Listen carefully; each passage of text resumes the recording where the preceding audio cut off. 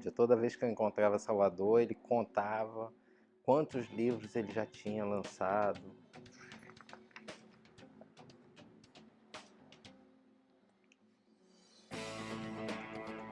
Hoje é 16, né?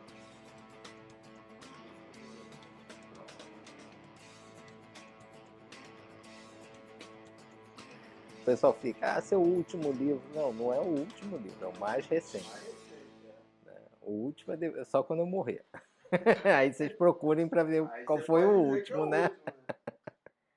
Eu me chamo Rui Aniceto Nascimento Fernandes, sou professor e historiador do município de São Gonçalo, professor da UERJ, membro de algumas instituições culturais e historiador que vem estudando a história dessa cidade já há algum tempo, né? Então, quem é o Rui Aniceto, né? A primeira coisa é que Rui Aniceto, como todo mundo me chama em São Gonçalo, né? É um nome composto. E as pessoas acham que é nome e sobrenome, né? Mas é nome composto. É o nome dos meus dois avós, o avô biológico, pai do meu pai, o Aniceto Fernandes, e o Rui foi o segundo esposo da minha avó, porque o meu avô Aniceto faleceu muito cedo, meu pai tinha 3 anos, então o pai de fato do meu pai foi o Rui Costa. E aí quando eu nasci, meu pai resolveu homenagear os dois pais com o Rui Aniceto, né? Então todo mundo acha que Rui Aniceto é nome e sobrenome, mas na verdade é um nome composto, né? Mas eu gosto, né? Assim, eu gosto e ao longo do tempo também ao Rui Aniceto foi sendo incorporado um outro elemento que eu me orgulho muito, que é o professor. Então todo mundo me chama de professor Rui, né? O professor Rui Aniceto, né? Eu tenho muito orgulho de ser professor e de ser professor em São Gonçalo. Minha família, ela é originária de dois lugares muito diferentes. Eu não sou um gonçalense nativo, nem nasci em São Gonçalo. Meu pai, ele é angolano. Meu pai nasceu em Angola, África, né? E a família era de portugueses que haviam migrado de Portugal para Angola, que era colônia, e meus avós se conheceram em Angola já, minha avó de Norá e o Aniceto. O Aniceto era fadista, então a gente tem ainda alguns cartazes de shows que ele fazia, né? Então tem um pouco esse lado da música na família. Minha avó também cantava fado, mas nunca cantou profissionalmente. Meu avô Aniceto, ele faleceu de um acidente e depois ela casou com o Rui Costa e com o Rui ela não teve filhos. Com o Aniceto ela teve 2 filhos. E a família tinha uma vida muito estruturada em Angola. Meu avô Rui, ele era profissional de uma multinacional e era esportista também, jogador de basquete, tinha quase 2 metros de altura. E acho que essa influência do esporte chegou ao meu pai, o Luiz, que jogava, ganhou campeonatos na escola, campeonato regional, então meu pai tinha uma coisa muito forte com o esporte. Ele, quando eu nasci, a história é que ele me deu um saco de bolas, né? Assim, quando eu queria que eu fosse jogador de futebol para seguir a trajetória dele, mas eu nunca joguei e até hoje nunca tentei, né? Assim. Então a gente tem esse lado da família, o lado paterno vem por conta da Guerra Civil de Angola, pós-independência. A família sai, vai para Portugal e depois vem para o Brasil e vão se fixar em Niterói. Esse é o lado paterno. O lado materno é de migrantes nordestinos que, por conta das dificuldades da vida no Nordeste, vêm para Niterói. Então, os meus pais se conhecem em Niterói. Minha mãe é a Naldira Lúcia, ela trabalhava no comércio de um tio, na galeria de peixe, no mercado Zé Carreteiro, todo mundo chamava só de galeria de mercado de peixe, né? Tinha o São Pedro e o mercado ali, né? E aí meu pai trabalhava num bar dos meus avós ali também, e os dois se conhecem ali. Aí começa o namoro, aquela história toda, minha mãe engravida e depois eles se casam e vêm para São Gonçalo. Vem para São Gonçalo quando eu já tinha 5 anos. Então eu sou gonçalense a partir dos 5 anos de idade. Então são 40 anos morando em São Gonçalo. E do lado materno, a figura que eu guardo com muito carinho é a figura da minha avó, a Hilda. Ela foi uma mulher muito guerreira. Ela era baixinha, né? Foram 7 filhos que sobreviveram ao longo do tempo, mas ela teve mais filhos. E ela, com muita luta, criou os filhos, né? Sem muito apoio do meu avô, ela que levou mais à frente. Então ela sempre foi um exemplo muito de luta, muito batalhadeira, ali, muito trabalhadora, né? Ali muito firme. Ela era costureira, depois ela passou a ter uma venda na porta de casa. Então essa era a história de muita superação. Depois dos filhos todos criados, ela ainda adotou uma menina, né? Que tinha a idade do meu primo, do segundo neto dela, né? Então, assim, com 7, 8, com 6, 7 anos, ela pegou a criança com 6, 7 anos. Assim, uma senhora já de idade, mais uma batalha que ela teve na vida dela toda, né? Então sempre foi uma pessoa de muita luta. Então eu venho para São Gonçalo com 5 anos, quando meu pai compra uma casa aqui no Colubandê. Quer dizer, antes a gente mora de aluguel um tempo em alguns lugares aqui em São Gonçalo. Desses lugares eu não tenho muita memória, mas a casa do Colubandê foi um período que a gente ficou um bom tempo, então foi aonde eu fui para a escola, né? Que aí eu tenho algumas memórias desse período, ali próximo ao posto Halley, né? Perto na subida do Caranguejo. Hoje o pessoal chama que ali tem um bar, né? Mas na minha época as referências eram o posto Halley e uma casa de material de construção que tinha ali. Então eu estudei no colégio particular ali próximo, que era o Colégio Melo de Souza, e depois eu vim estudar no Colégio Castelo Branco, aqui no centro. Então aí eu já vinha sozinho, né? Aí já tinha isso, né? Quando eu estava no sétimo ano, na sétima série. Aí eu vim para cá, para o Castelo Branco. É, a partir daí, a minha trajetória foi toda na educação pública, né? Eu estudei o segundo segmento do Fundamental no Castelo Branco, depois eu fui para o Liceu Nilo Peçanha, em Niterói. No liceu, como eu era um bom aluno, eu consegui uma bolsa de estudos de um curso pré-vestibular que estava iniciando lá em Icaraí. E aí eu passava o dia em Niterói.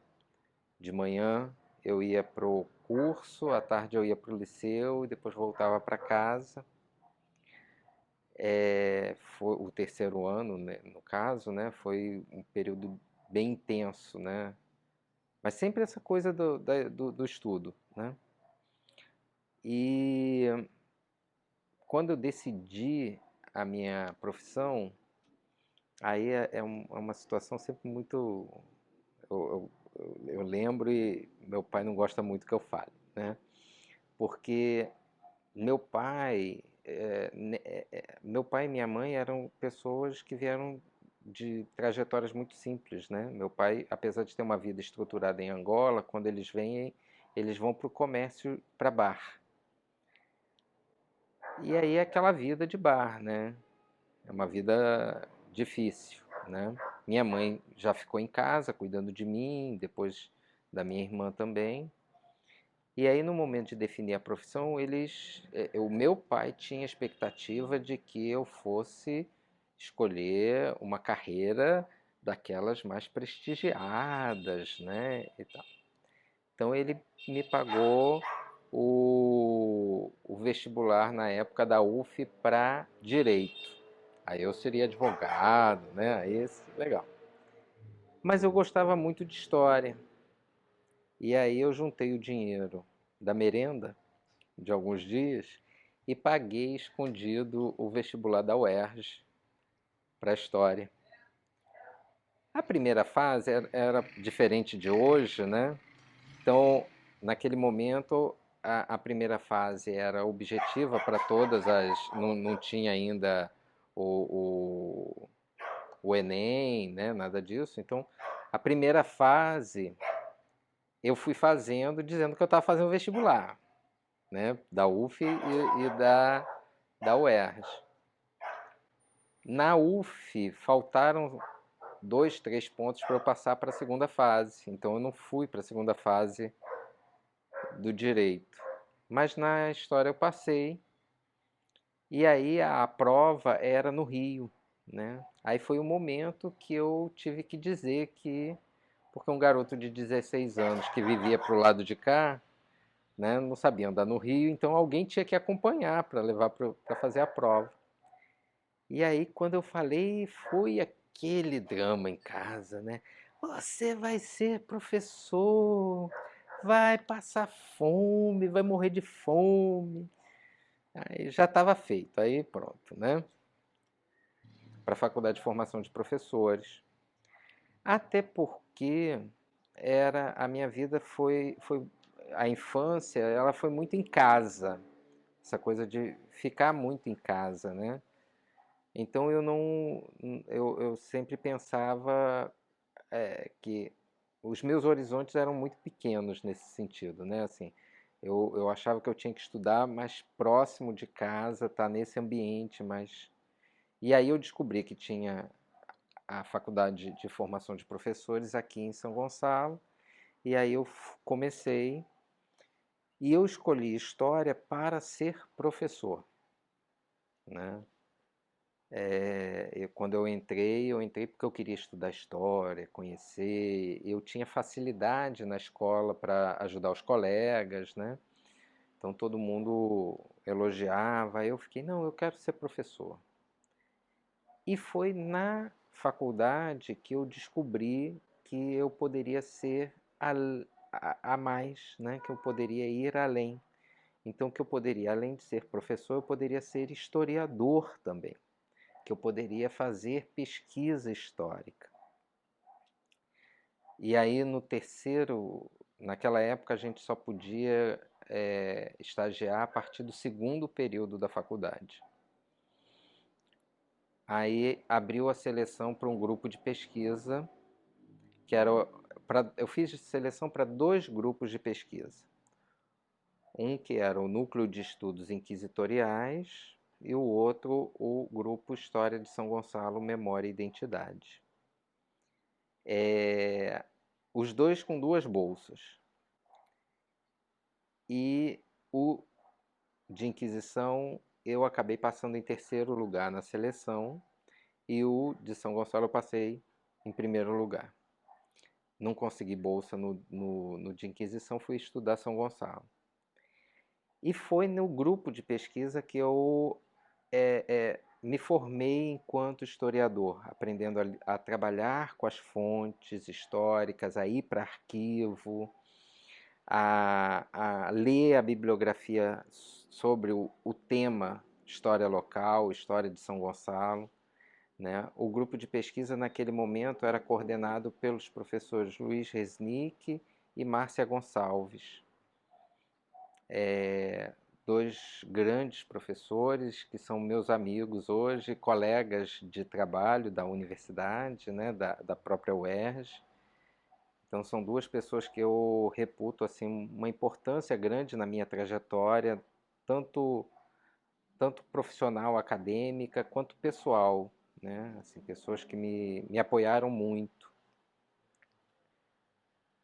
E tem episódios que hoje nós temos um problema, né, que eu costumo comentar com os meus alunos de graduação.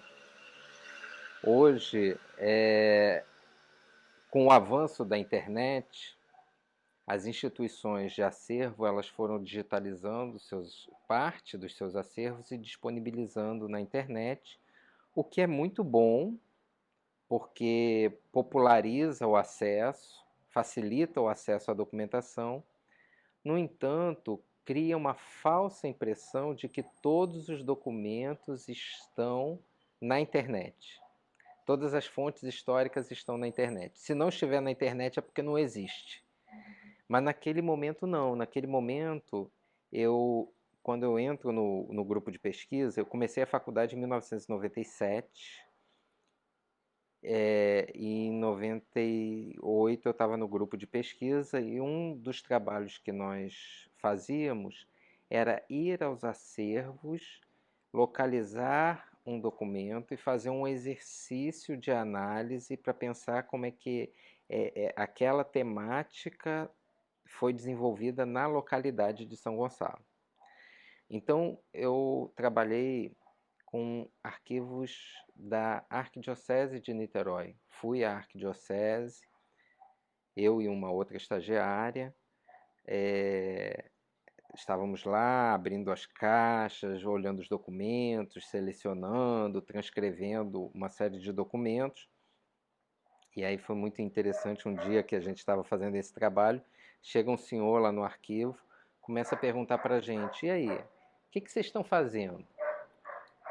Ele curioso, né? Porque a gente estava com luva, máscara, né? Porque eram documentos do século XVII, XVIII, documentos que podiam ter fungo, então a gente tinha uma série de cuidados.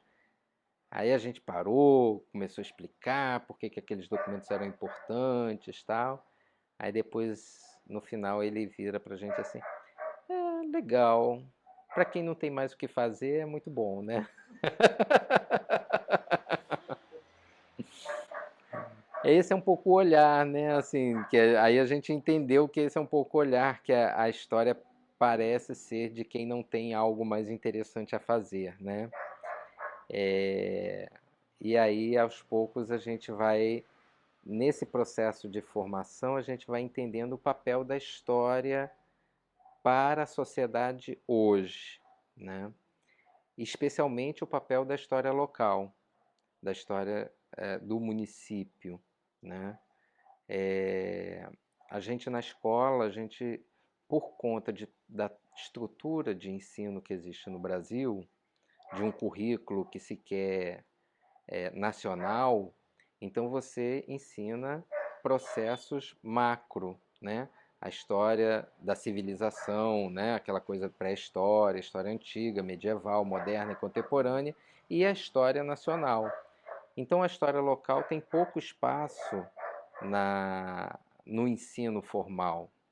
Normalmente é nas séries iniciais que os alunos trabalham com o tema e depois não vem mais, né?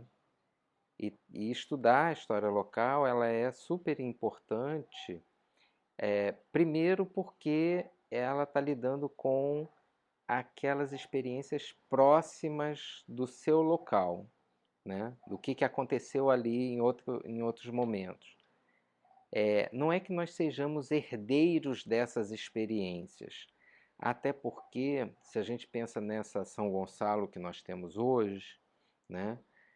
Nesse território você já teve outras tantas São Gonçalos, outras tantas experiências e que não necessariamente elas, elas formam uma linha cronológica evolutiva, né? Assim, uma sucessão evolutiva, né? Você teve a São Gonçalo dos povos originários, por exemplo, né?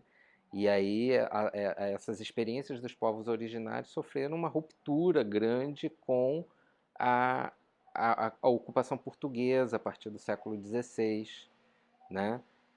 Aquela São Gonçalo que vai se formando das fazendas, dos engenhos, ela é uma São Gonçalo que vai permanecendo até início do século XX, muito forte nesse seu perfil agrário, agroexportador, né?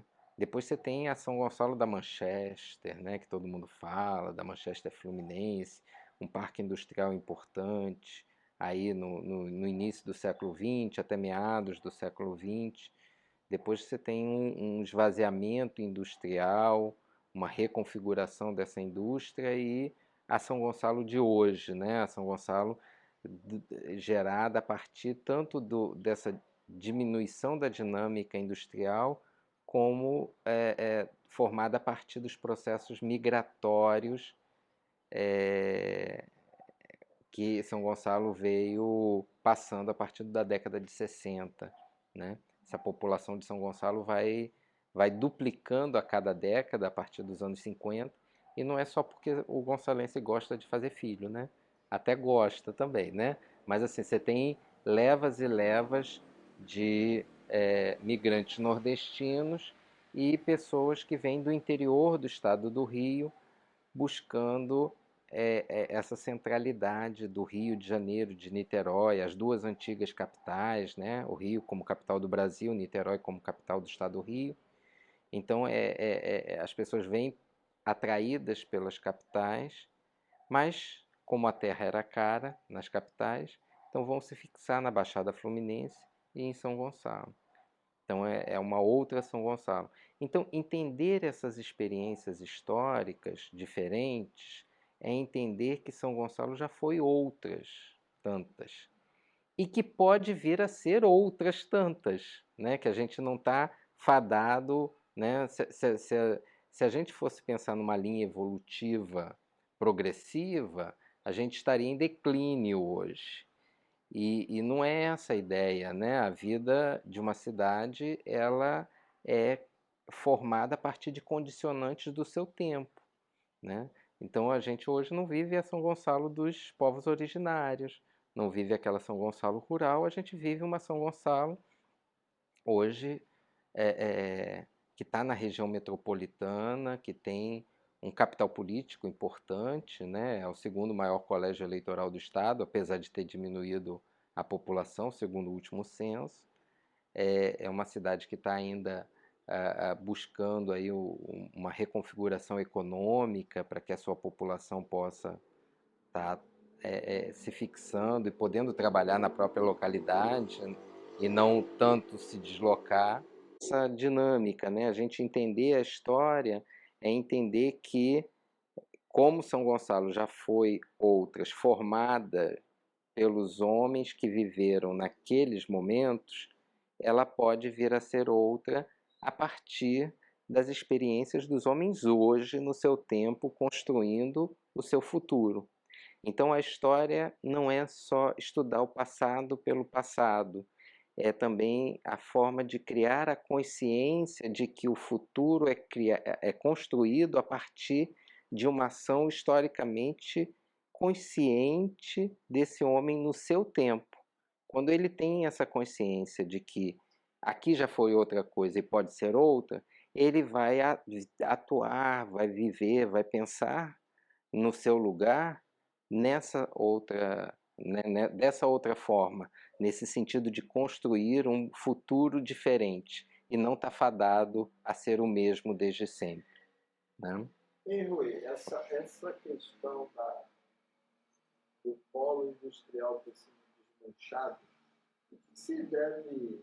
Era tão assim, era uma coisa. Eu ouço falar que era uma coisa assim que trazia muita prosperidade para a cidade, cassinos na cidade, em torno disso. Uhum. O que aconteceu para isso se desmanchar? Então, como é que São Gonçalo se torna essa Manchester, né? São Gonçalo ela tinha um parque industrial diversificado, mas muito concentrado no quarto distrito, na região de Neves. Você tinha ali algumas grandes indústrias importantes, né? A siderúrgica Heim, a vidreira, a Rumerino, fábrica de rum, a Fiat Lux, né? Uma grande indústria também, onde hoje é o Atacadão, e a Chatuba, né? Ali naquela imediação. Você tinha o Porto de Neves, Então você tinha uma atividade portuária, estaleiros também. Você tinha, fora dessa região, além de outras indústrias menores, fábricas menores de brinquedos, de macarrão, de outra. Tinha um parque diverso.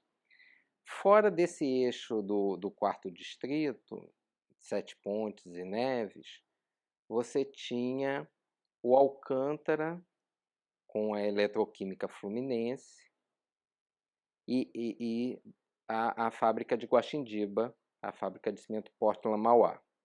Então, esse complexo industrial vai sendo constituído a partir da década de 1920.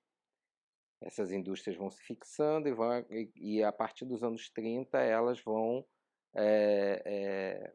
gerar uma arrecadação importante de impostos para o Estado do Rio, para o antigo Estado do Rio. Alguns dados colocam que os impostos arrecadados com as indústrias de São Gonçalo, em alguns momentos, era superior à arrecadação de alguns estados menores do Brasil, né?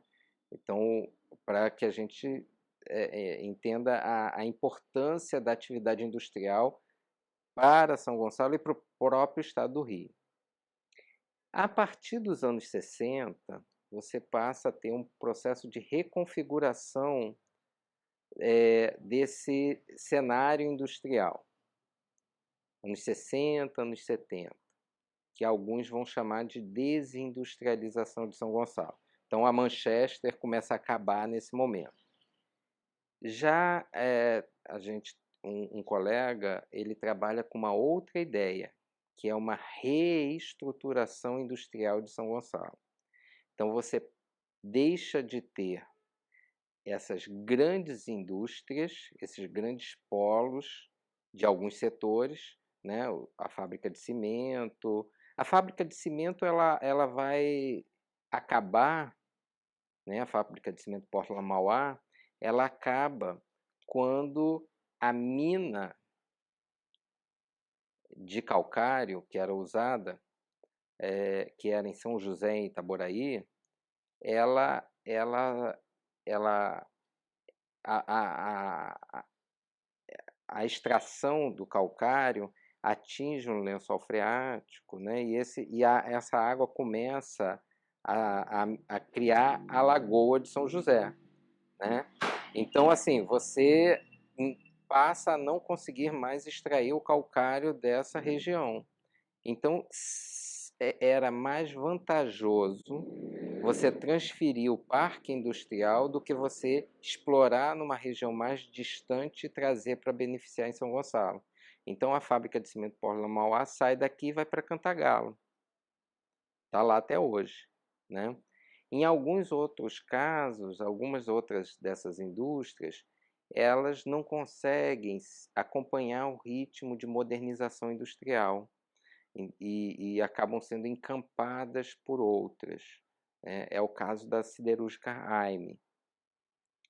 Ela é comprada pela Companhia Siderúrgica da Guanabara, a Cocigua, para fechar, para que a Cocigua não tenha concorrência, né? Então você tem, por um lado, questões próprias dessa reestruturação, algumas vão saindo, né? Algumas são compradas para fechar.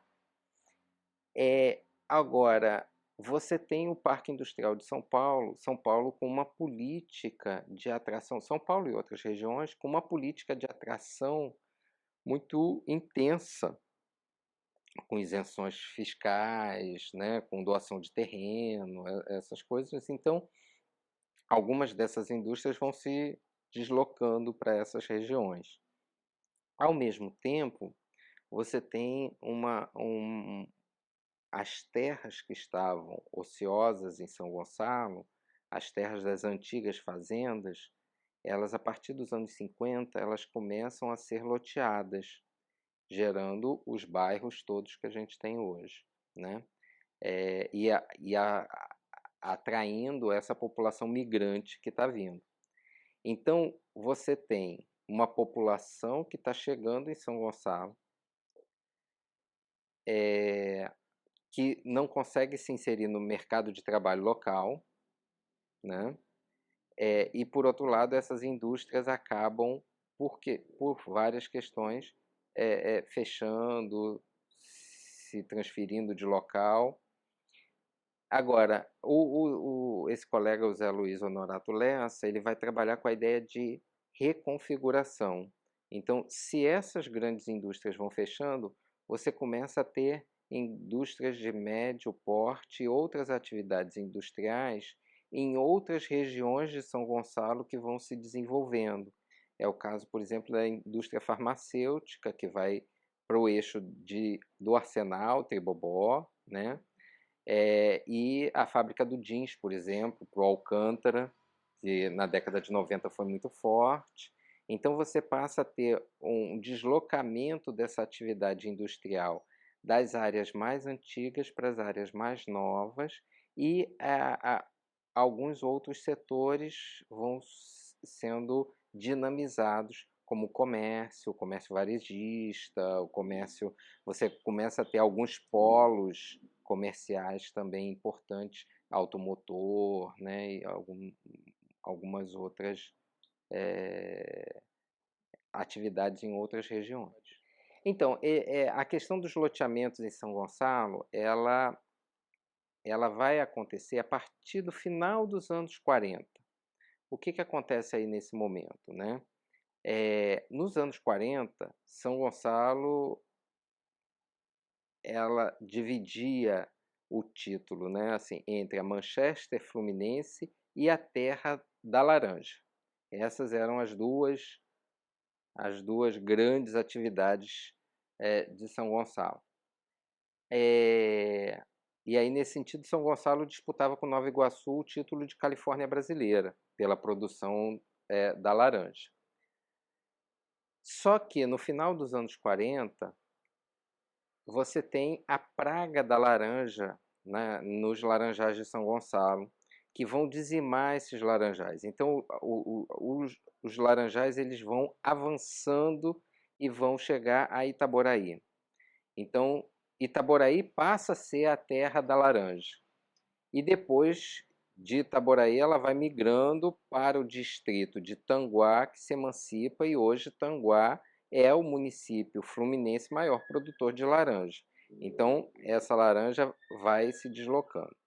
Com esse processo de deslocamento, o que acaba acontecendo é que essas fazendas de São Gonçalo, elas vão entrando em um período de ociosidade. As terras vão ficando sem exploração.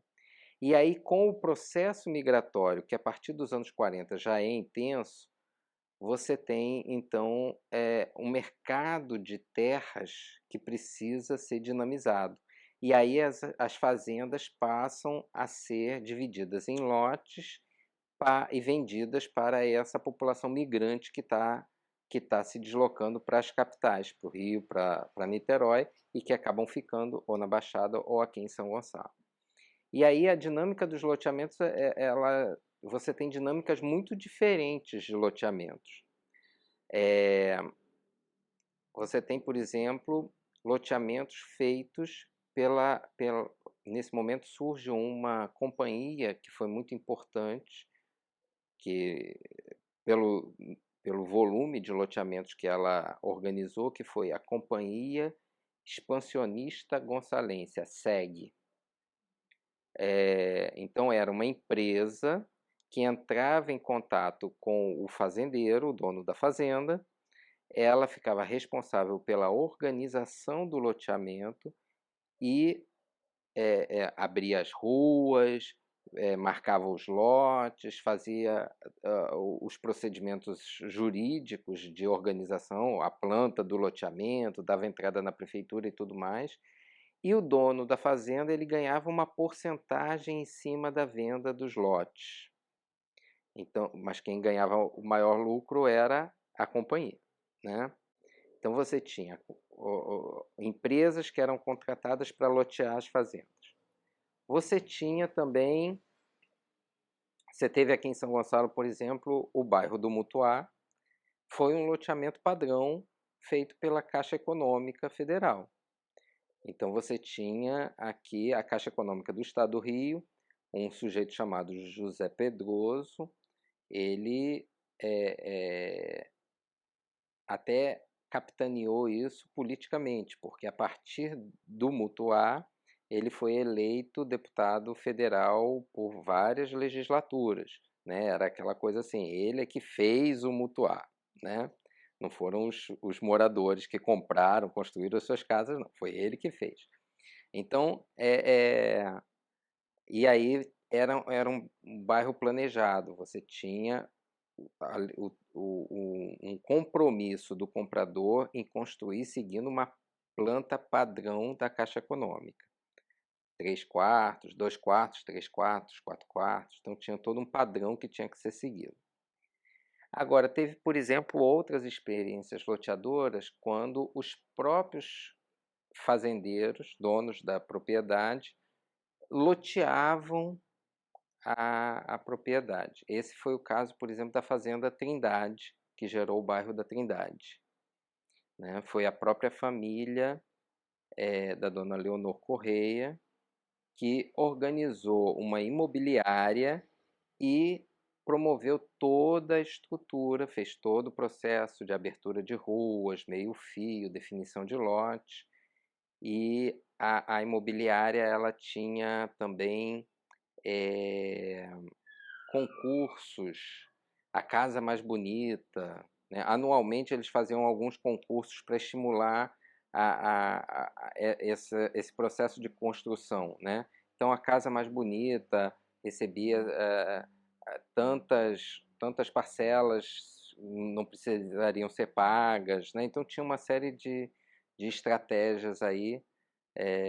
Quando nós entrevistamos a esposa do Dr. Humberto Soeiro de Carvalho, a dona Marina de Carvalho, né? O Dr. Humberto ele era esposo de uma das filhas e donas, né, da imobiliária. Então a dona Marina ela era uma das herdeiras, mas era o esposo que era uma espécie de administrador, né? Então, ela reputava o Dr. Humberto as ideias, né, de como organizar o loteamento, como promover e tal. Dr. Humberto ele fez parte do grupo do Lavoura, foi procurador da prefeitura, era uma figura de projeção entre os lavouristas do município. Né? Então você tem essa questão dos loteamentos, ela tem experiências muito diferentes. E também a administração pública lidou de forma muito diferente, de acordo com cada momento. Até metade dos anos 50, os loteamentos eles eram vistos como o progresso de São Gonçalo, mais um índice de progresso, porque você estava trazendo mais gente, né? Estava urbanizando, né? Então você estava construindo novos bairros, então você tinha um processo aí de crescimento. A partir de meados dos anos 50, em decorrência da própria experiência dos loteamentos, o discurso do Grupo Lavoura era um discurso de cidade do caos. Era uma cidade que precisava ser ordenada urbanisticamente, porque os loteamentos estavam transformando a cidade num caos. Né? Então, as obras realizadas pelo Lavoura, elas iam muito nesse indicativo de que você precisava intervir nas vias, na mobilidade, para ordenar esse espaço que estava ficando anárquico. Isso na década de 50? Isso a partir da segunda metade da década de 50. Essa foi a tônica até os anos 80, até o final do Grupo Lavoura, enquanto principal corrente política, era essa ideia de que era necessário intervir nesses novos bairros, ordenar esse processo da chegada desses moradores. Então você tinha que levar rua, né, calçamento, iluminação, né, para que esses espaços, porque as empresas loteadoras não cumpriam com parte do que era exigido por lei para que esses bairros fossem configurados. Então, é nesse processo de chegada de muita gente e de transformação urbana que o Grupo Lavoura vai se constituir e vai se afirmar na cidade como a principal corrente política. O cimento, por exemplo, que era essencial para as obras, era controlado pela prefeitura. Então, a prefeitura vendia as cotas de cimento, quantos sacos você podia comprar ao longo da semana. Então, isso dava um controle, né? As pessoas que vinham construir no final de semana, né? Elas tinham que vir antes, bater na prefeitura, né? E aí sempre conhecia alguém do grupo, né? E aí era aquela pessoa, ah, não, a sua cota é tanto, né? Mas o outro não teve, vamos aumentar um pouquinho a sua cota. Então sempre tinha aquela coisa. Então foi criando uma relação aí com esses moradores que estão chegando, né? E aí essa é a imaginária, né? Porque aí a imagem do próprio Lavoura, do Joaquim Lavoura, ela ficou na cidade como esse homem da picareta, né? Hoje a estátua que existe, né? A única estátua de corpo inteiro de um personagem de São Gonçalo que existe hoje é do prefeito Joaquim Lavoura, e é ele numa mão com o chapéu de palha e a outra com a picareta, né? Então era o Lavoura da picareta, né? Aí isso virou até slogan político, né? E aí você teve ali uma geração de jovens da cidade que se aproximou do Grupo Lavoura, de jovens que se iniciaram na política a partir do movimento estudantil, né? Com a antiga Associação Gonçalense de Estudantes, a AGE, né? Associação Gonçalense de Estudantes Secundaristas. E aí vão ser esses personagens que vão estar controlando aí esse cenário político dos anos 50 aos anos 80, né? Jeremias de Matos Fontes, Osmar Leitão Rosa, Ayrson Monteiro, todos foram prefeitos e sucessores do Lavoura, né? Josias Ávila Júnior, Ailton Rachid, Zey Porto, né? Então foi esse grupo que Antônio Maia, né? Foi esse grupo que vem do movimento estudantil, se aproxima desse personagem que traz uma grande novidade para a política local, porque a política local antes era marcada por esse grupo dos coronéis, das grandes desses personagens ou personagens ligados ao mundo agrário, né, fazendeiros, ou então aquela classe média urbana do centro da cidade, né? Médicos, advogados, profissionais liberais do centro da cidade. O Lavoura ele era um pescador, comerciante, um homem muito simples, e aí a imagem dele, né, de simplicidade, de austeridade, né, ela de popular, ela foi muito bem aceita e uma grande novidade política, né? Um outro slogan era honestidade de trabalho do grupo, né? Então era um pouco essa aproximação entre esse movimento estudantil e o Lavoura se dá por conta desse novo momento, né? E aí foi um grupo que fica na cidade por 30 anos, né? E deixa suas raízes aí longevas, né? Sendo substituído depois só já no período da redemocratização, que aí você tem o Brizola como uma força política no estado do Rio, e aí você tem uma nova liderança que surge em São Gonçalo associada ao brizolismo, que é o Ezequiel, que vai marcar todos os anos 90, final dos anos 80 e os anos 90, é esse novo grupo muito associado às propostas do Brizola naquele momento.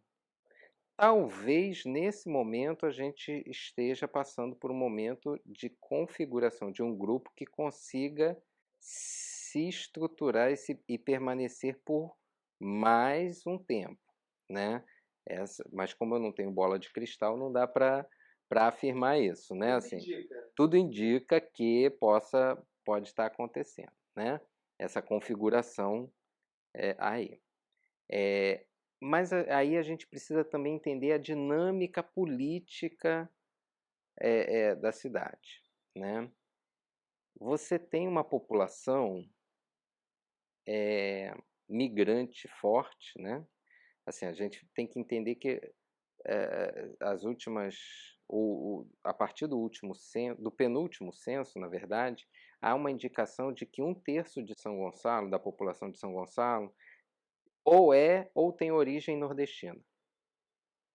Então você tinha cerca de 300 mil pessoas em São Gonçalo que ou eram nordestinos de nascimento ou a família tinha vindo para cá, né?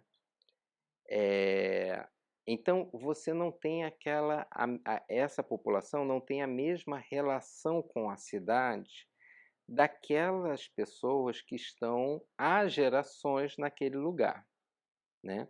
Eles vivem o lugar, né? Se identificam de alguma forma com esse lugar. Eu não concordo com a ideia de o gonçalense não tem identidade, né? Mas é diferente, por exemplo, daquelas cidades do interior que a família sempre foi daquele lugar, são 6, 7, 8, 10 gerações. Tem pessoas que o estudo de genealogia às vezes é para isso, né? Para mostrar, para construir discurso de autoridade, né? Eu posso falar porque eu estou aqui há não sei quantas gerações, o meu 10º avô era daqui dessa região, etc. e tal. E aí essas pessoas vivem a cidade de uma outra forma. Essa forma de viver a cidade, ela impacta na relação das pessoas com o político, né? Que é uma relação muito próxima muitas vezes, né? Então você busca o político que tem aquela sua base, né? Os centros sociais, eles são muito importantes por isso, né? As pessoas procuram ali porque precisam de alguma coisa para a obra, precisam de um remédio, precisam de alguma assistência, e aí, como o poder público não chega, essas pessoas suprem em parte essas. E aí você cria uma política clientelista e as pessoas negociam com esses personagens locais. Então, a dinâmica política ela é muito personalista. Porque se essa pessoa não me atende, eu vou procurar outro que me atenda. Então o meu voto ele pode estar com um, mas pode ir para outro facilmente a partir desse processo de negociação que eu faço, né? É uma política menos ideológica no sentido das grandes bandeiras nacionais, né? Assim, esquerda e direita. As pessoas às vezes na dinâmica local essa coisa da direita e da esquerda, ela é muito, ela é diluída de acordo com os interesses. É o que a gente vê, por exemplo, hoje, quando o pessoal fala da população que migrou de São Gonçalo para Maricá, né? No último censo, você teve aí uma diminuição de 200 mil habitantes, pelo menos, em São Gonçalo. A gente voltou para a faixa do menos de 900 mil, né, habitantes. E uma boa parte foi para Maricá, que é uma prefeitura de esquerda, uma prefeitura do PT, que tem uma série de programas sociais. As pessoas muitas vezes querem se beneficiar desses programas sociais, né? Então, mas reclamam da esquerda, né? Então, é por conta dessa forma de viver a política, né? As pessoas vivem de uma forma menos ideológica, elas são muito pragmáticas, né? O que isso pode me beneficiar, né? Então, se o grupo que hoje está no poder, né, ele tem condições de melhorar a escola, de melhorar o posto de saúde, de melhorar isso, eu vou apoiar esse grupo. Se esse grupo não está fazendo, eu mudo o meu voto para tentar outro que possa me beneficiar, né? Então não é aquela coisa assim, eu ideologicamente vou manter um grupo que esteja ruim apesar de tudo. né? É uma vivência muito prática, né, do universo da política na cidade, né?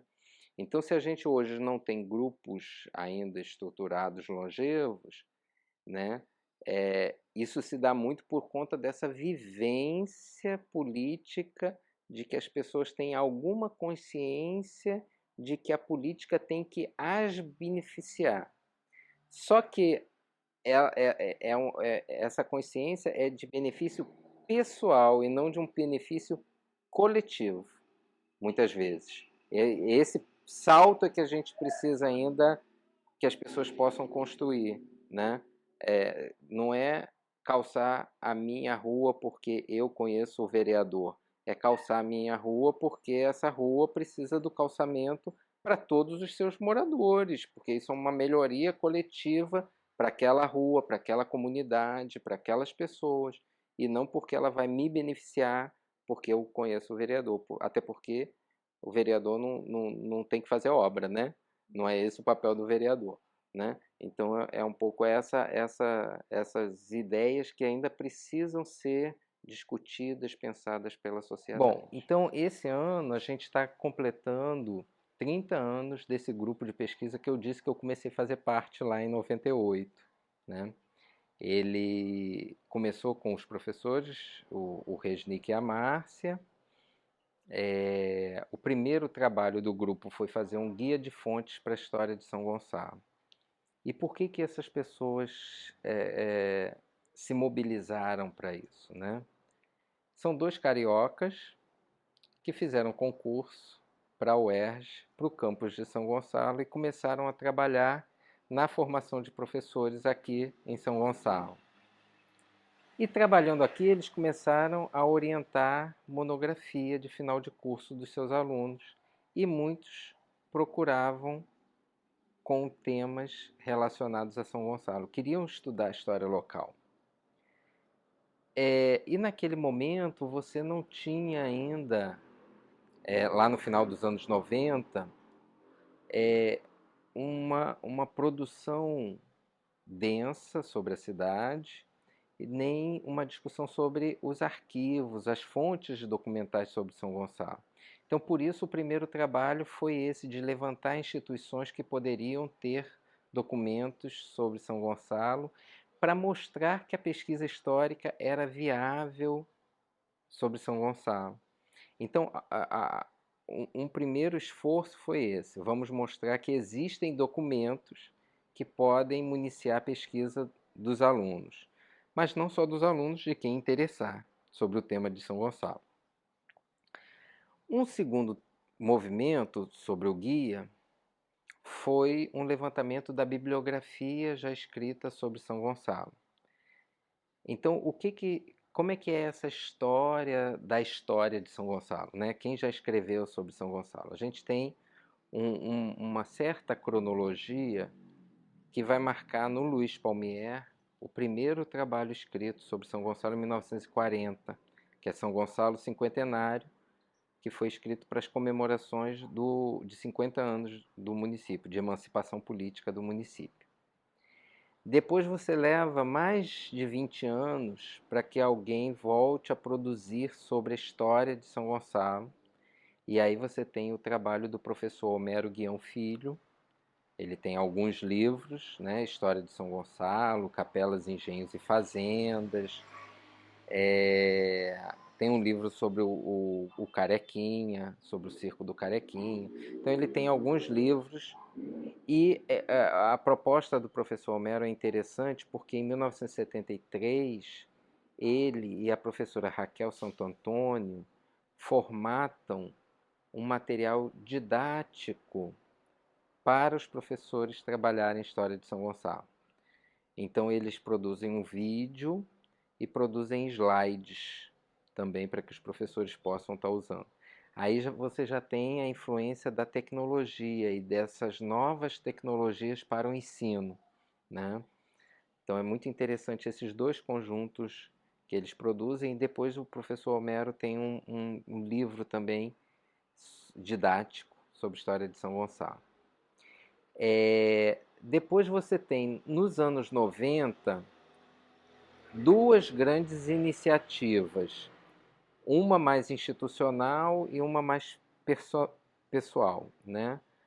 E depois eu vou voltar a inserir o nosso grupo. Então, nos anos 90 você tem a fundação do MEMOR, foi o Núcleo de Pesquisas de Memória, Pesquisas e Promoções Culturais. O MEMOR ele é fomentado pelo ICBEL, pelo professor Elter Barcelos, que estimulava, né, esse estudo sobre a cidade. E aí ele vai apoiar dois historiadores, o professor Salvador Mata e Silva e o professor Evadir Molina, que começam a fazer uma coleção que é São Gonçalo através dos séculos. Então eles chegaram a publicar 4 volumes. São Gonçalo no século XVI, no século XVII, no século XVIII e no século XIX. Do século XIX foi uma publicação póstuma do Molina, que ele já tinha morrido, e foi com o apoio da prefeitura, inclusive. Então o Memor ele surge para ser um pouco esse espaço reunindo essa intelectualidade de São Gonçalo para formar um acervo documental. Então, a partir das famílias antigas, as pessoas doaram acervo bibliográfico, fotografias, documentos, que hoje estão reunidos na biblioteca do ICBEL. É um acervo importante de pesquisa que está lá. E começaram a produzir esses livros. De forma pessoal, a professora Maria Nelma de Carvalho Braga publica em 1997, se não me falha a memória, o livro São Gonçalo, o município e sua história, que hoje está na 4ª edição.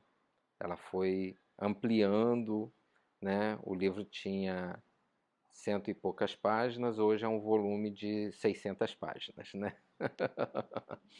Então, que é um esforço da professora Maria Nelma de reunir o maior número de informações sobre a cidade de São Gonçalo, né? É uma obra de referência.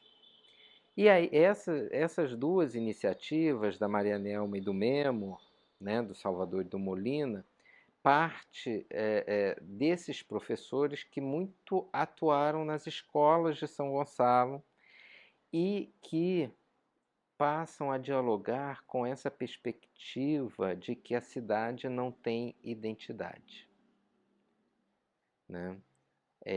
O professor Elter, quando ele fez um prefácio de um livro nosso da UERJ, que foi o livro sobre o Luiz Palmier, ele vai dizer que, lá no prefácio ele coloca, né, que em 1990 foi comemorado o centenário de São Gonçalo e teve pouquíssima repercussão, o centenário de emancipação política de São Gonçalo. E que essa baixa repercussão, ela se deu porque o gonçalense não conhece a sua história, não se identifica com o município, não se reconhece como gonçalense. E aí você tem esse movimento de criar uma instituição de pesquisa para fomentar a história da cidade, que é o MEMO, né? Então, essas iniciativas locais, elas têm uma perspectiva. Elas querem construir uma história positiva da localidade para que as pessoas possam se ver como herdeiros, como continuadores dessa história local.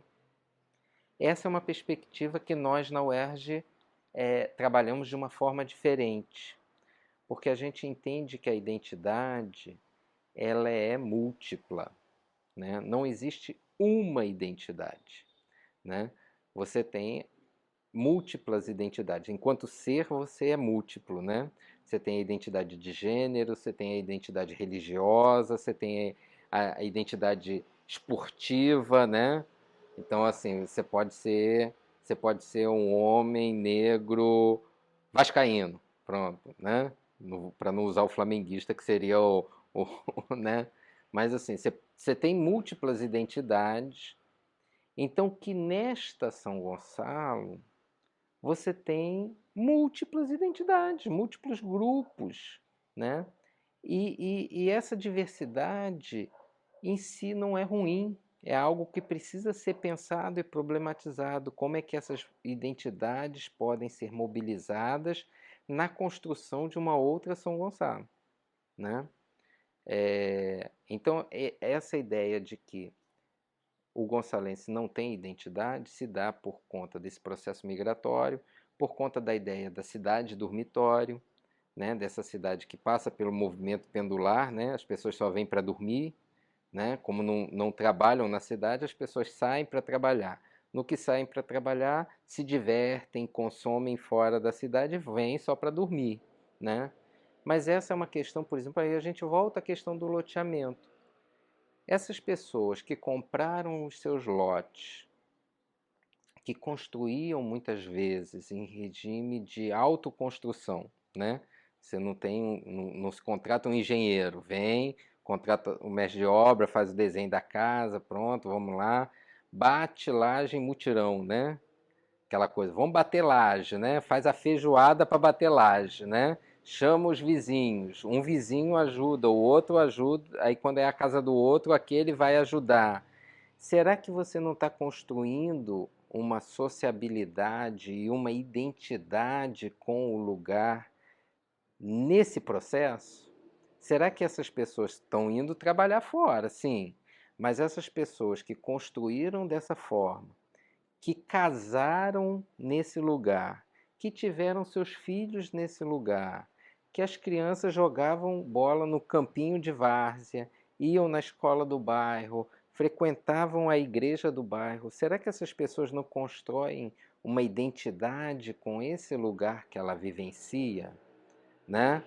Então, a ideia de que não tem identidade por conta do movimento dormitório, né, desse movimento pendular, é algo que a gente não reconhece que os processos identitários são construídos de formas muito variadas, né? Parece que para você se identificar com a cidade, você tem que ser uma coisa só, tem que ser dessa forma. Eu tenho que me identificar com o Gonçalo Gonçalves, que foi o primeiro sesmeiro que construiu a capela de São Gonçalo lá no século XVII. Mas, gente, a minha família chegou em São Gonçalo. A minha família chegou em São Gonçalo nos anos 80. Então, eu não sou herdeiro de uma história. A minha história com São Gonçalo é dos anos 80 para cá. Eu não sou herdeiro de uma história do Gonçalo Gonçalves, das fazendas, nada disso. Né? A minha relação com a cidade é uma relação de 40 anos. E nem por isso eu não estudo esses outros períodos. Né? Mas assim, assim como eu, essas pessoas que vêm viver em São Gonçalo nesse processo migratório, elas se relacionam com esse lugar de uma forma muito diferente dessas famílias tradicionais, né? Então, o que a gente vem fazendo na faculdade é um trabalho de pesquisa sobre essas experiências múltiplas que aconteceram nesse território. Então a gente tem, e aí a gente ao longo desses 30 anos, além da produção bibliográfica dos livros que a gente vem fazendo, a gente já teve programa de rádio, a gente já produziu material didático para as escolas, o projeto da Caixa de História, que depois a gente replicou e hoje é uma tecnologia educacional reconhecida pelo Ministério da Educação. A gente tem um site com um banco de imagens e de fontes, além das orientações de monografia, teses, dissertações na própria faculdade. A gente, nos últimos tempos, temos investido no campo do patrimônio, numa reflexão sobre o patrimônio. Então, a partir do grupo de pesquisa de História de São Gonçalo, a gente começou uma pesquisa sobre a Ilha das Flores e esse trabalho criou um novo grupo de pesquisa, que é o Centro de Memória da Imigração da Ilha das Flores, que construiu o Museu da Imigração da Ilha das Flores, numa parceria com a Marinha do Brasil, que é o primeiro museu de São Gonçalo, né? É um museu construído nessa parceria da universidade com a Marinha do Brasil. Hoje eu desenvolvo junto à Igreja Matriz de São Gonçalo um trabalho de pesquisa com vistas à recuperação do templo histórico, e nós criamos um memorial que também é um museu na igreja, então é um segundo espaço museal da cidade. Então a gente tem investido nessas várias frentes, que não é apenas a produção dos livros, né? Isso já desde muito tempo, né? O projeto da Ilha das Flores começou quando a gente começou a fazer alguns pequenos documentários sobre São Gonçalo. Era um projeto que a gente tinha chamado História em Movimento. E aí a gente produziu uns 4 ou 5 vídeos sobre acontecimentos, personagens e espaços da cidade. Então, mas esses vídeos foi interessante porque a gente fez um sobre o Vila Lage, sobre a Vila Operária, um segundo sobre o Hospital Luiz Palmier, e fizemos um sobre a relação do incêndio do circo em 1961 e a cidade de São Gonçalo. E depois nós íamos fazer um sobre a Ilha das Flores. Aí quando a gente começou a fazer o trabalho da Ilha das Flores, houve uma boa recepção, e aí a ideia de, ao invés de fazer um videozinho, era criar um espaço expositivo, e aí a coisa foi crescendo, a gente conseguiu construir esse museu lá, né? Então, assim, é um grupo de pesquisa que tem esse olhar para a cidade,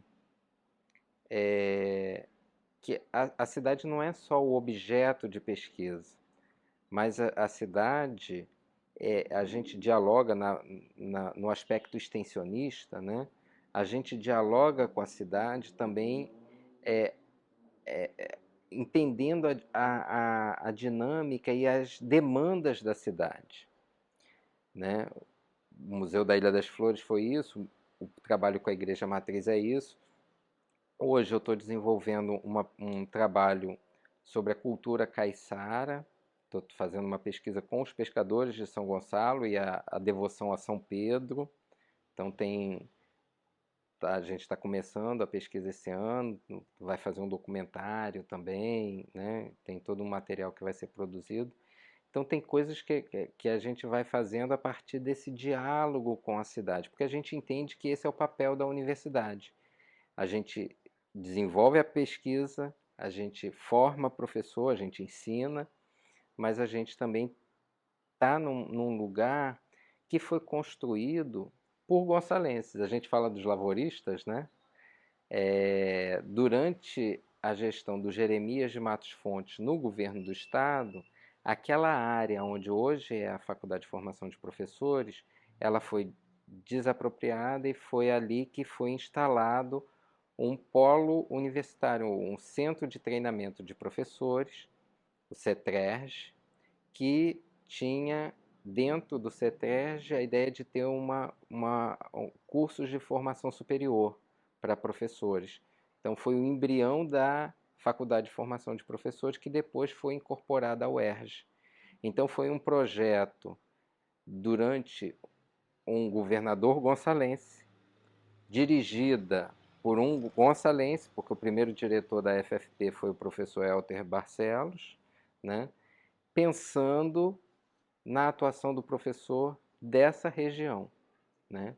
Então acho que o nosso projeto tem esse engajamento com São Gonçalo, a partir muito dessa história da própria vocação, digamos assim, da FFP para a sua relação com a cidade. Então, quem é esse personagem, né? O São Gonçalo, né? Esse foi o primeiro estudo que eu fiz, foi a minha monografia de graduação. E como é que ela surgiu, né? Como é que o tema surgiu? Uma colega, professora do Castelo Branco, organizou uma semana de história para os alunos e chamou os bolsistas da UERJ, e eu já era bolsista nessa época do grupo de pesquisa. E aí eu fiquei naquela assim, mas o que que eu vou falar para os alunos, né? Assim, uma coisa que pudesse atrair. E aí eu falei, vou falar sobre o nome da cidade. Quem foi esse personagem que dá nome à cidade? E aí, e por que que o nome ficou aqui, né? E aí eu fui estudar a história do santo, fiz a palestra e depois eu transformei a palestra na minha monografia e acabou sendo o meu primeiro livro autoral, que é Um Santo Nome, Histórias de São Gonçalo de Amarante, que foi publicado em 2004. Eu me formei em 2000, mas o livro foi publicado em 2004. Em 2002 saiu um concurso da prefeitura. A prefeitura criou um selo editorial, que era o São Gonçalo Letras, e aí eu inscrevi a minha monografia nesse concurso, e aí eu ganhei na categoria historiografia, e aí eles publicaram o meu livro, né? Do São Gonçalo Letras foi o meu livro, o do Zé Terra, A Voz do Poeta, e o livro da professora Aida Faria sobre Neves. Bom, mas aí é a história da pesquisa, né? E como é que ela foi. Mas quem é o São Gonçalo, né? O São Gonçalo ele é um santo contemporâneo dos grandes santos medievais, dos grandes medievais europeus, né? De São Francisco de Assis, São Domingos de Gusmão, né? Desses grandes santos medievais. Ele nasce no final do século XII e vai morrer no século XIII. As datas não são muito precisas nas histórias dele, né? Ele se ordena sacerdote, padre, e depois ele vai para uma paróquia, que era a paróquia de São Paio Riba Vizela. Depois de ter começado o trabalho paroquial, ele vai fazer uma peregrinação à Terra Santa, antes passando por Roma para visitar o túmulo dos apóstolos Pedro e Paulo, e depois aos lugares santos onde Jesus viveu. Nessa peregrinação ele leva 14 anos, afastado da sua paróquia. Quando ele volta, ele não consegue ficar na paróquia, porque um sobrinho dele, que ele tinha deixado como padre lá, né, expulsa ele de lá. Ele, essa é até uma parte interessante da história, porque assim, tem a escrita hagiográfica, né, esse modelo de escrita de Santos, busca enfatizar a luta desse santo contra o mal. E aí, no caso dessa história, o sobrinho é o mal, porque o sobrinho, além de tomar a paróquia, toma os bens do padre, que era uma pessoa rica, né? Solta os cachorros em cima do padre para poder expulsar o padre Gonçalo. E aí o padre Gonçalo, então, ele vai vagar ali pela região do norte de Portugal até chegar a Amarante, onde ele reconstrói uma igrejinha, reconstrói uma ponte também, e que seria nesse processo que acontecem os milagres que são atribuídos a ele. Um dos milagres dizia que ele, pedindo donativos na região, ele chega numa taberna e aí, ao pedir, um homem vai tirar sarro com a cara deles, dá um bilhete, pega um papel, dá um bilhete e fala para ele, olha, eu só vá à minha casa, entregue à minha mulher, que ela vai lhe dar o que está aí escrito como doação, a minha doação. Aí o padre vai lá na casa, chega na esposa, entrega, aí ela olha o papel, mas o senhor não vai querer receber isso. Aqui está escrito que é para eu lhe dar o peso desse papel em trigo. Aí o padre vira e fala, então tá bom, né? Se seu marido quer dar essa doação, então a senhora pese e eu levo os grãos de trigo que for possível. Aí ela coloca o papel e pega um punhado de trigo e tenta ver se equilibra, coloca outro punhado, pega aquele saco, manda vir um outro saco, vem outro saco e a balança não equilibra, né? E aí ele carregou o trigo todo do cara, né? Então esse teria sido um dos milagres, né? Tem uma outra história que diz que na construção da ponte ele teria tocado com um cajado de peregrino, né? Tocado e feito jorrar uma fonte de água para os trabalhadores ali e tocando de novo fez jorrar uma fonte de vinho para alegrar os trabalhadores, né? Então ele depois entra para a Ordem de São Domingos, ele se torna frade dominicano e morre em 10 de janeiro de 1260. E aí começa o processo dele depois de algum tempo é que vai começar o processo de beatificação dele, de canonização, né? O processo que vinga e que vai muito à frente, ele é estimulado por Dom João III, rei de Portugal, que era devoto do Padre Gonçalo, que vai mandar erguer a igreja e o mosteiro que existe hoje lá em Amarante, com os restos mortais de Gonçalo. E esse processo vai então parar na primeira fase. Ele consegue chegar à beatificação, ele é declarado beato, mas o processo não foi concluído, então ele não é santo, ele não foi canonizado. E por que o processo para? Porque no século XVI, quando o processo avançou, Portugal passa por um processo de perda de autonomia. O reino português fica submetido ao reino espanhol, porque com a morte do Dom Sebastião, depois tem o Dom Henrique, que era cardeal e não tem filho. Quando o Dom Henrique morre, você tem uma crise na sucessão portuguesa e o rei espanhol era herdeiro do trono português. Então ele assume o trono português, é o período da União Ibérica. E Portugal e Espanha disputavam para ver quem era mais abençoado por Deus.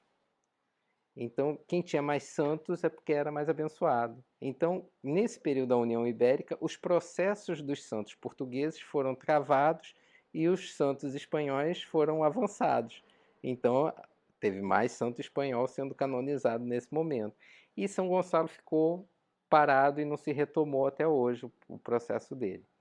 Mas, pela declaração como beato, foi autorizada a festa litúrgica, né, a festa religiosa, e popularmente ele passou a ser chamado de santo. Né? E ele é um santo muito popular no norte de Portugal. No norte de Portugal há uma disputa forte entre Santo Antônio e São Gonçalo. Santo Antônio, no sul de Portugal, é o mais venerado, mas no norte não consegue ganhar de São Gonçalo, não. Isso por conta do culto popular que é prestado a ele, que chega ao Brasil no processo de colonização. Então tem alguns atributos que são no devocionário popular, né, alguns atributos do santo, que faz com que ele seja muito popular. Um é que ele é protetor em relação às doenças dos ossos. Então, em Portugal tem uma festa que é uma dança que se chama Dança dos Mancos, que é dançada para pagar a promessa das pessoas que tinham problemas ósseos e ficaram recuperadas porque rezaram para São Gonçalo. São pessoas que simulam estarem mancas e dançando teriam ficado sãs. Né? Então, ele disputa com Santa Bárbara o título de protetor das tempestades. E aí ele era muito cultuado pelos navegadores, pelos navegantes, pelos mareantes, que o chamavam para proteger das tempestades no mar. Né? Mas os atributos que mais são difundidos é que ele é santo casamenteiro e santo violeiro. Esses são os dois principais atributos. Né? Por que desses dois? Né? Com a história da construção da ponte, São Gonçalo é padroeiro dos arquitetos. né? E ele é padroeiro dos violeiros. A história da viola é porque ele, enquanto padre, ele sairia na noite de sábado para dançar e cantar, né, com as prostitutas da região, para que elas não fizessem o seu métier e pudessem, na manhã do domingo, ele dançava a noite inteira, na manhã do domingo elas poderiam participar da Santa Missa que ele celebrava, né? E ele saía com a sua violinha, como camponês, vestido de camponês, dançando. E aí ficou essa tradição do santo violeiro. Então tem muitas imagens do santo violeiro. E o casamento, no campo do casamento, para não ter briga entre os santos, cada santo resolveu se especializar num grupo diferente de mulheres, né? Para não ter briga. A gente escuta falar muito de Santo Antônio, né? Mas até São Pedro entrou nessa história. São Pedro, que é o chaveiro do céu, né? Aquele que tem as chaves lá da porta, ele casa as viúvas. Santo Antônio casa as moças. E São Gonçalo casa as velhas.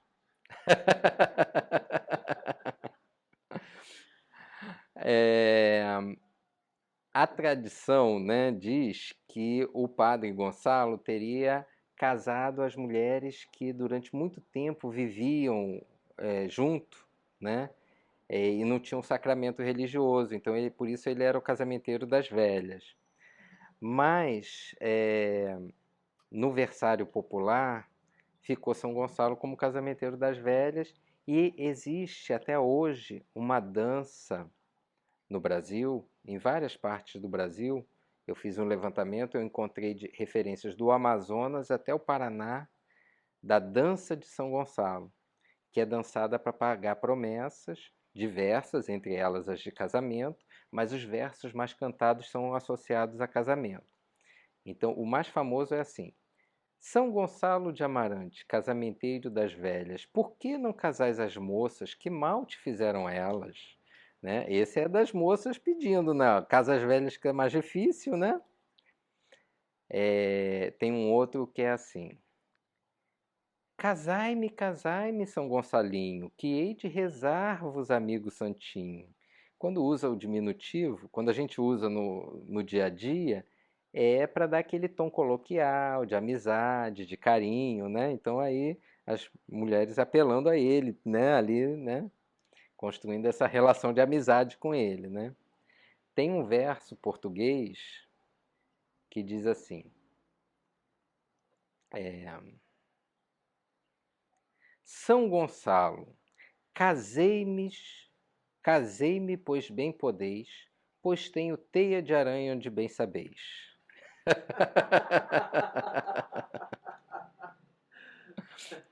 Essa questão do casamento para a cultura portuguesa, né, para qualquer cultura, né, mas assim, tem ainda, guarda tradições pagãs romanas, né, da questão da fertilidade, né, então as festas de janeiro, por exemplo, né, são as festas de Jano, é o início do ano, né, tem essa ideia da fertilidade, né, desse ciclo agrícola, né? Então esse imaginário em relação às questões sexuais, ao casamento, ele é muito forte nesse imaginário português, que vai chegar ao Brasil e em outras partes do mundo, né?